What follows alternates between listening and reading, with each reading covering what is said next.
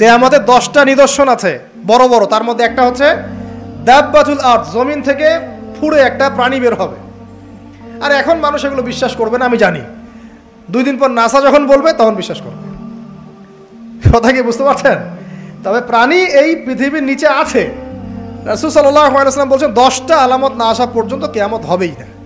তার মধ্যে একটা হচ্ছে দাব্বাতুল আরদ, জমিন থেকে একটা প্রাণী বের হবে, এবং এই প্রাণী শুধু বেরই হবে না, মানুষের সাথে কথাবার্তা বলবে। এবার মানুষের সাথে কথা বলবে প্রাণী। বিশ্বাস করছেন? এখন বিশ্বাস করছেন না জানি, কিন্তু প্রাণী মানুষের সাথে কথা বলবে। আল্লাহ পাক বলাতে পারেন না?